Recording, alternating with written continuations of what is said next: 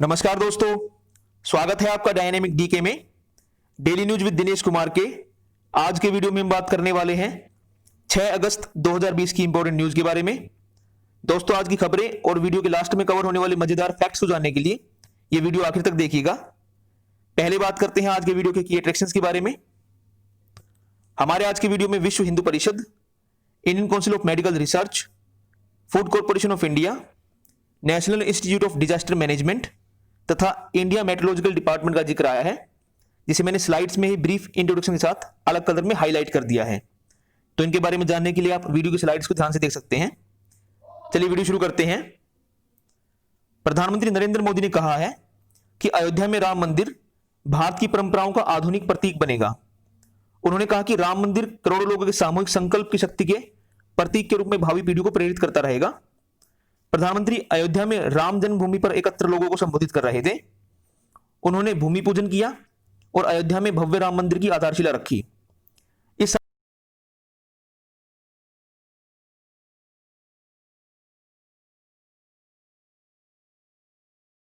समारोह के 40 मिनट पर संपन्न हुआ।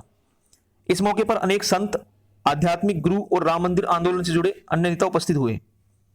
विश्व हिंदू परिषद के पूर्व अध्यक्ष स्वर्गीय अशोक सिंघल के परिवार से पवन सिंघल और महेश भागचंद का भी समारोह में उपस्थित थे।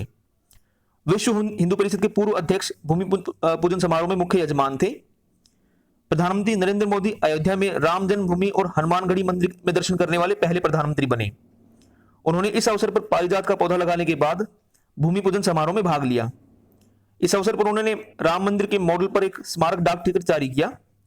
उत्तर प्रदेश के मुख्यमंत्री योगी आदित्यनाथ ने श्री मोदी को स्मारिका के रूप में लकड़ी के बने कोदंड राम की प्रतिमा भेंट की।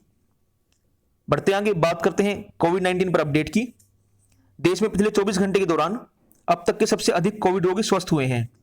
एक दिन में कुल 51,706 रोगी स्वस्थ हुए, जो भारत में कोविड-19 के आरंभ से अब तक एक दिन की सबसे बड़ी संख्या है। देश में कोविड से स्वस्थ होने की दर 67.19% हो गई है। स्वास्थ्य और परिवार कल्याण मंत्रालय के अनुसार देश में अब तक कोरोना वायरस महामारी से संक्रमित कुल 12,82,215 रोगी स्वस्थ हो चुके हैं। पिछले 24 घंटों में 52,509 लोग इन्फेक्टेड हुए और इसके साथ ही कोविड मरीजों की संख्या 19,08,254 हो गई।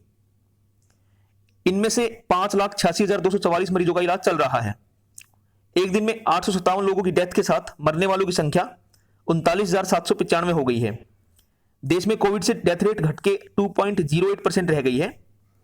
Indian council of medical research के अनुसार देश में अब तक कुल 2,14,04,02 नमूनों की कोविड जांच की गई।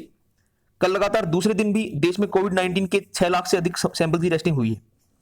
इस समय देश में 1366 लैबोरेटरीज कोविड-19 की जांच कर रही हैं, जिनमें से 920 गवर्नमेंट लैब हैं और 446 प्राइवेट लैब हैं। बढ़ते अगली खबर की ओर।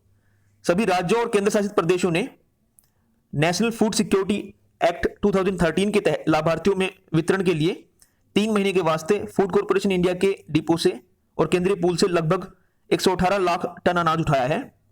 इतना ही नहीं, सभी राज्यों और केंद्र शासित प्रदेशों ने अप्रैल से जून की अवधि में आवंटित अनाज में से 111,52,000 टन अनाज बेनिफिशियरीज में वितरित भी कर दिया है।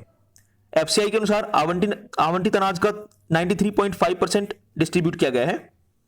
अप्रैल और मई में हर महीने 75 करोड़ लाभार्थियों में 37,50,000 टन अनाज वितरित किया गया। जून माह में 73 करोड़ लाभार्थियों को 36,54,000 टन अनाज डिस्ट्रीब्यूट किया गया। मार्च महीने में प्रधानमंत्री गरीब कल्याण पैकेज की घोषणा के बाद खाद्य और सार्वजनिक वितरण विभाग ने 3 महीने के लिए इस कार्यक्रम का कार्यान्वयन शुरू किया था। बढ़ते हैं आज की लास्ट खबर की ओर। राष्ट्रीय आपदा प्रबंधन संस्थान NIDM इसने भारत मौसम विज्ञान विभाग यानी कि IMD के सहयोग से हाइड्रोमेट्रोलॉजिकल हैजार्ड्स रिस्क रिडक्शन विषय पर एक वेबिनार श्रृंखला शुरू की है। केंद्रीय गृह राज्य मंत्री नित्यानंद राय ने कल इस श्रृंखला के अंतर्गत आंधी और बिजली के बारे में पहले कार्यक्रम का उद्घाटन किया। उन्होंने विभिन्न सरकारी विभागों द्वारा किए गए जलीय और मौसम संबंधी जोखिमों में कमी लाने के उपायों पर प्रकाश डाला। दोस्तों, ये थी आज की खबरें। बात करते हैं आज के स्टैटिक फैक्ट्स के बारे में। आज 6 अगस्त है।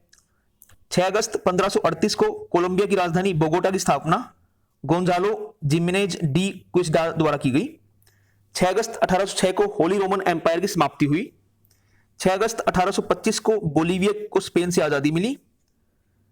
6 अगस्त 1856 को लंदन स्थित ग्रेट क्लॉक ऑफ वेस्टमिंस्टर, जिसे बिग बैन के नाम से जाना जाता है, उसके लिए ग्रेट बेल को बनाया गया।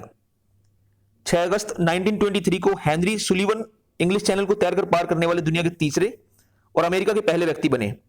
उन्होंने इसे 27 घंटे 25 मिनट में पार किया।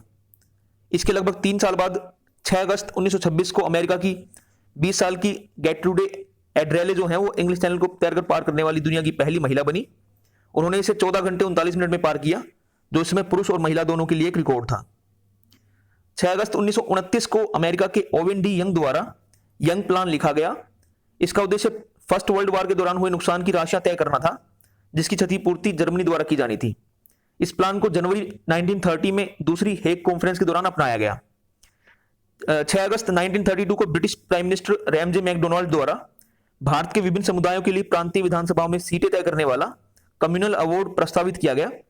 इसके विरोध में गांधी जी ने आमरण अनशन शुरू किया, जो आखिरकार 24 सितंबर 1932 को डॉक्टर BR अम्बेडकर और महात्मा गांधी के बीच पूना पैक्ट पर हस्ताक्षर के बाद समाप्त हुआ। 6 अगस्त 1945 को अमेरिका ने जापान के शहर हिरोशिमा पर परमाणु बम गिराया। इस बम को लिटिल बॉय नाम का निकनेम दिया गया था और इसे US B-29 सुपर फोर्ट्रेस, जिसका निकनेम एनोला गे था, उस एयरक्राफ्ट से गिराया गया था।